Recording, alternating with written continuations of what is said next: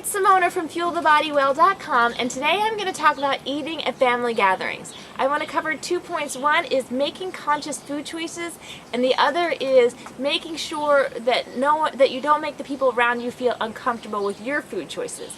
So the first one is making conscious food choices. Sometimes our decision-making process for what we're going to eat is different when we're at home than it is when we go to a family gathering that centers around food. So what I would share with you is go in with an open feeling. Don't feel restricted. Don't give yourself a lot of don'ts. Just be very conscious about the choices that you make. So if you've seen some of my other articles, you know, in general, I follow the 80-20 rule. 80% of the time I like to choose things that fuel my body, and 20% of the time I choose things that just make my mouth happy, and that's okay.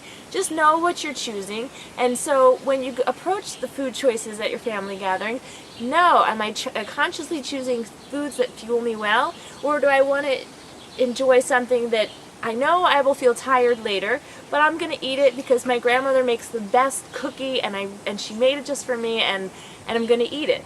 Well, if you go with eating the cookie, or if you go with eating something that you know later might not feel great, that's okay. Eat it without guilt, because you made a conscious choice to eat it. And when you're conscious, then maybe you'll have 1 or 2 instead of 5 or 10. The other thing, when you're consciously eating, if you've chosen something that you know might not be incredibly fueling, do it without guilt, but also support your digestive system.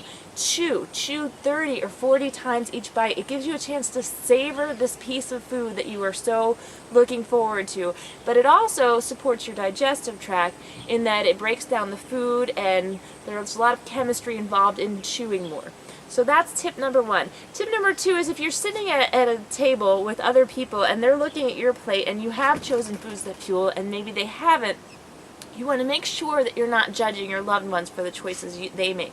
You make choices that are good for them, and they make choices that are good for you. Make choices that are good for you, and they can make their own choices. And so if you're worried about their health, then you're modeling good food choices, and if you're not, then that's fine too, but you want to make sure you're not coming from a place of judgment, you're coming from a place of love. So if someone looks at your plate and says, "Why are you eating that way?"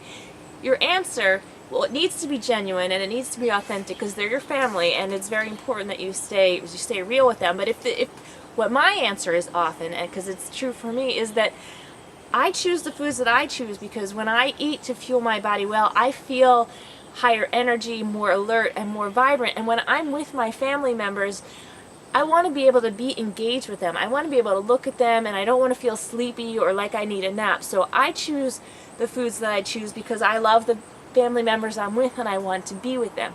So that's really, it makes them feel special instead of making them feel judged by their food choices, because then they're just saying, oh, that's what fuels her body well, but this is what fuels my body well. And it helps them.